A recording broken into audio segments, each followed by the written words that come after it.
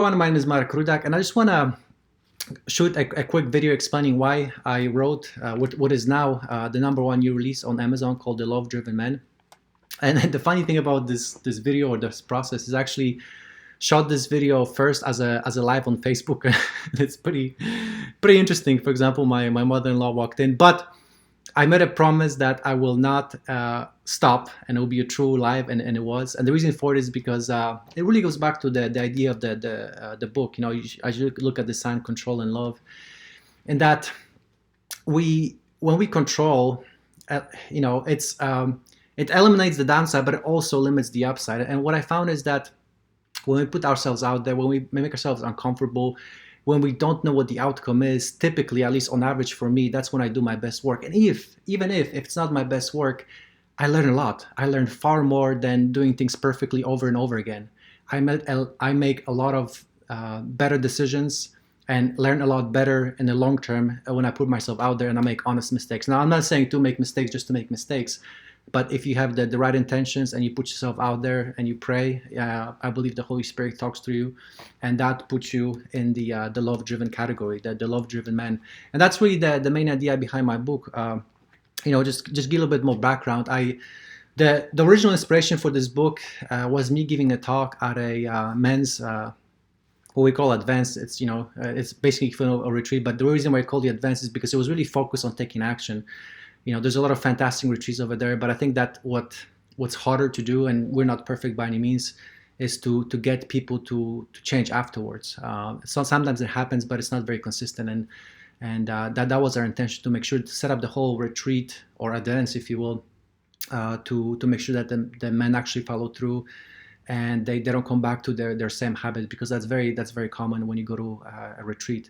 And on that advance, I gave a talk, the 7 ways Satan attacks men's heart, which was I mean, I was really impressed with how men responded to it. This was very early on in my speaking career. I was very scared, you know, and I was very anxious, and it was very vulnerable. I mean, I put myself out there, and like every time you put yourself out there, you're not really sure how it's going to work out, and that definitely makes you uncomfortable and does not help anxiety.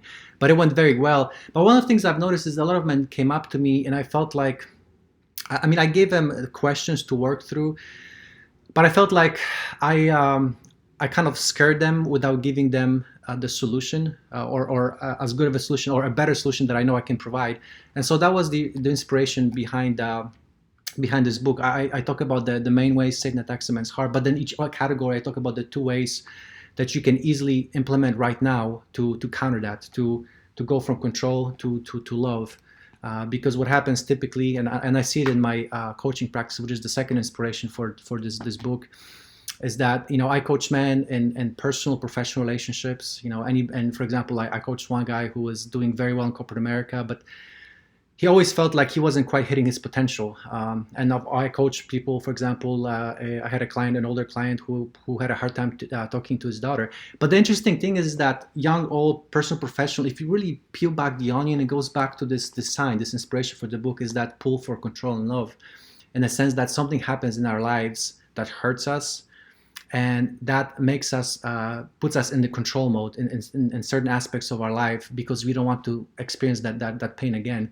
And much of my coaching practice, and what I try to do in this book, through my writing and the exercises and the questions afterwards, is to help men realize how those past hurts result in them controlling, how that control makes things worse even though it shouldn't, and helps them make love-based decisions and gets them results that they never expected, because they open up their heart to God, and they deal with people they show up fully themselves when they deal with people.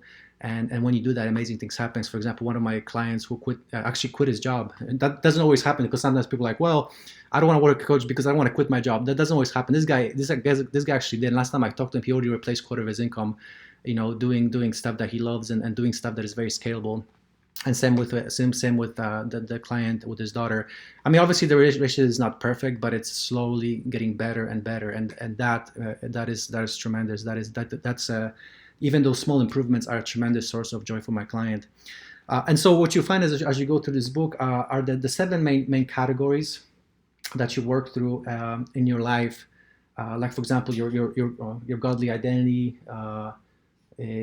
taking steps of faith, keeping God number one, taking action, that help you better understand when you're controlling and when you're loving. The point of this book is not to have you stop controlling, period, because hey, we don't want to be driving in the traffic, driving on the highway with our heart. No, no, no. There are times to control. The whole point is that we tend up controlling a lot more than we should, and that hurts us without knowing it. And this book will help you to understand that.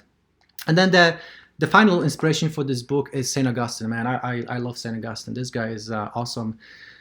And one of the main reasons why I love Saint Augustine is because this guy was vulnerable and open before vulnerability was a thing, and I'm talking about 15 centuries earlier. I mean, he wrote, I'm working off my memory, I think it was like 200 or 300 AD, so at least 15 centuries earlier.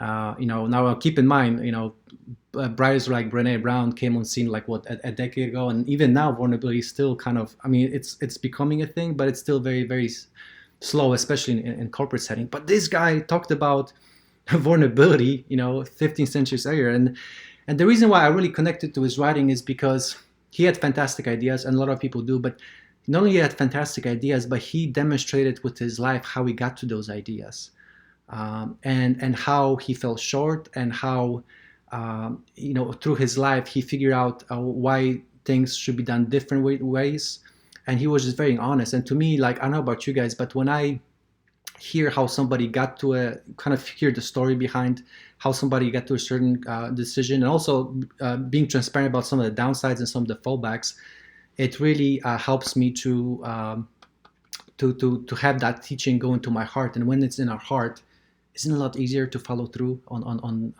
new learnings or new teachings, on new ways of doing things, when we don't do it, we don't force ourselves just intellectually through control, but we do it with the heart, as love-driven men. So that's a quick explanation about the love-driven men. Please check it out. It's available on Amazon right now. It's the #1 new release. God bless, and talk to you guys soon.